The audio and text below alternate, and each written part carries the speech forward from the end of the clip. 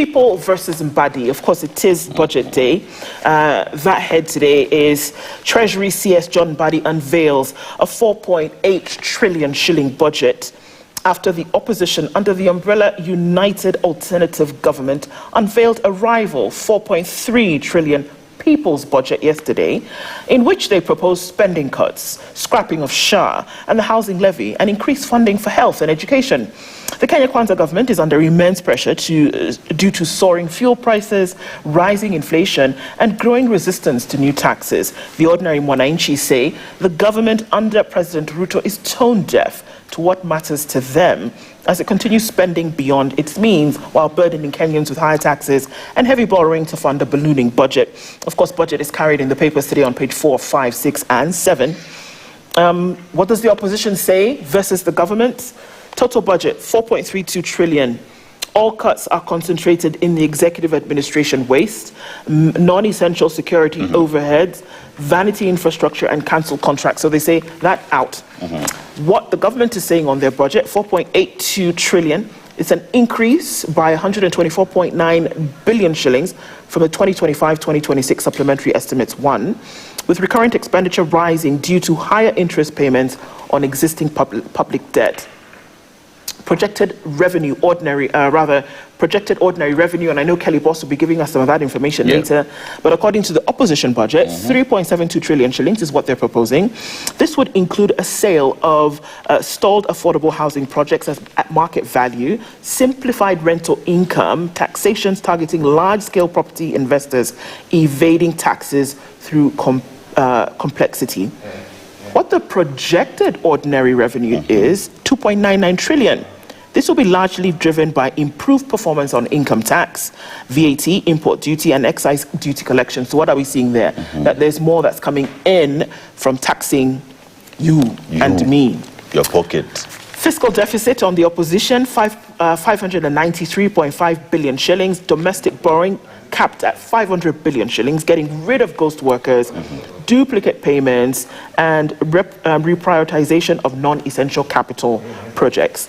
While the fiscal deficit, according to the budget that Mbadi will give this afternoon, this will be primarily financed through domestic borrowing, approximately 90% of total financing, indicating a significant reliance on local sources.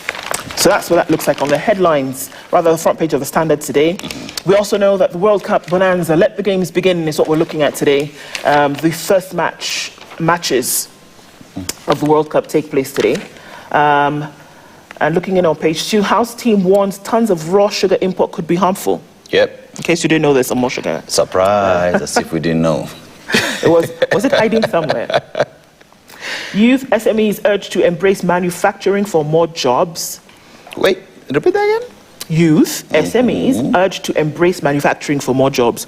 What's the cost of doing business? I don't know, but if you were to embrace something, it had to be there, first of all, in order for you to embrace it, one would imagine. Exactly.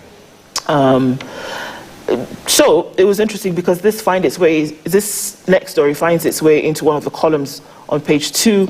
Nairobi MCA sat yesterday and they decided that 2 people who sit in the administration of Nairobi County should actually be arrested. Yes. Nairobi MCA's order arrest of missing finance CEC Karich. The Nairobi County Assembly has ordered the arrest of finance CEC Charles Karich. Yesterday failed to appear before the Committee on Implementation to discuss the 2026-2027 county budget. Isn't the man in Dubai? Did he come back? I don't know. Because if he were back, then we would have known that he would have been arrested because there was a warrant of arrest, if I'm not mistaken. Yeah. So he could be a bit busy. MCS, Nairobi, Ako Dubai. So they said, but we also agree that he should be arrested because you're making our work very difficult. It's interesting that they're talking about budgets 2026, 2027, and the man who holds the purse for the county then is absent, because what does that mean? Yeah. Looking into other stories, lunchtime, Baba Tonglo relive life struggles and amid tight budgets. Many years since these songs were done, most Kenyans still can't afford basic needs. Do you want to sing one of Baba Tongolo's songs? I don't even know. I can't even remember. Can't remember. Forgive me. Okay, we forgive you. Forgive me. Husband now loses battle to buried gospel musician Wandeto. The family of late gospel singer Rachel Muthoni Wandeto can finally breathe a sigh of relief after a Kerugoya court brought to an end a burial dispute. Resident Magistrate Harrison Mwangi yesterday authorized the release of Wandeto's body to her mother, Sarah Njeri, paving the way for burial preparations to resume at the singer's ancestral home in Kirinyaga County. So it doesn't go to her husband, body goes to her mother. And of course, it is budget day 2026-2027 this Thursday. The Cabinet Secretary goes to Parliament this afternoon. Mbadi's 4.8 trillion shilling budget raises tax fears amid economic stress. Some of the things that we're looking at today. At a glance, 4.82 trillion shillings, you're going to hear that number quite a lot today, is the budget for the next year. 2.899 trillion is what the national government will spend. Of this, 1.98 trillion will be recurrent. So you're keeping the lights on, paying salaries and things like this.